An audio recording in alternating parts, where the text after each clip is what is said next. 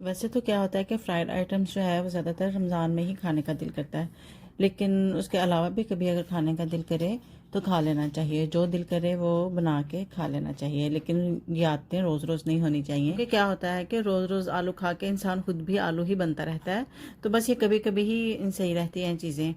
तो बस क्या करना है कि एक आलू आपके पास पड़ा है, दो आलू पड़े हैं, आपने उनको पकड़ना है और आपने बस उसको पील ऑफ करके तो आपने इस तरह पतला पतला इनको काट लेना है, जितना मैं आपको दिखा रही हूँ। मोटा नहीं काटना, वरना वो मज़ेदार नहीं बनते। अब ये ज़रूरी नहीं है कि जिसमें सिर्फ पालक डलती है वही पकोड़े कहलाते हैं, इसको भी आप आलू के पकोड़े भी कह सकते हैं, कुछ भी कह लें।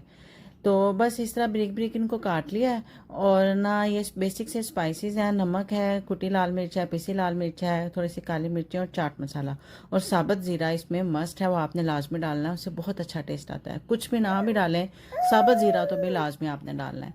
और हरा धनिया काट के डाल दिया है, ये भी बहुत अच्छा इसमें लगता है, फ्लेवर बहुत अच्छा आता है इससे। तो बस बेसन इसमें डाल के इसको मिक्स करते रहें और साथ साथ चेक करते रहें, जितनी आपको ज़रूरत फील हो रही है उतना और बेसन डाल लें। लेकिन बस एक बात का ख्याल रखना है कि ना ही ये बहुत पतला हो और ना ही बहुत गाढ़ा हो, बस इतना हो कि बेसन इसके ऊपर हल्का फुल्का लगा हो और जब हम फ्राई करें तो वो क्रिस्पी बन जाए।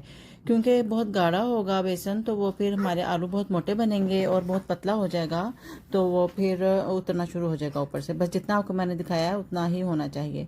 तो बस ऑयल हमारा गर्म हो गया और इसमें आपने आलू डालना शुरू कर देना है और सारे इकट्ठे नहीं डालने, इसी तरह एक एक पकड़ के आपने डालना है।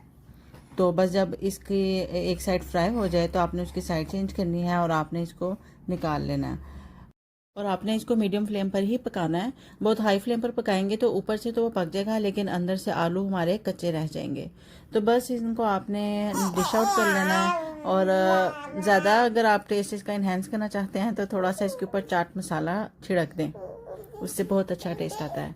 तो ये एक बार बनाएंगे आप तो आप यकीन करें आपको इसकी इतनी क्रेविंग्स होंगी कि आपका दिल करेगा कि आप रोज़ रोज़ इसको बनाएं। और भाई जिनके छोटे बच्चे हैं वो इस बात को समझते हैं कि बच्चों के साथ कुछ बनाना खाना बहुत मुश्किल है, तो स्पेशली वीडियो बनाना, वॉइस ओवर करना उससे भी ज़्यादा मुश्किल है।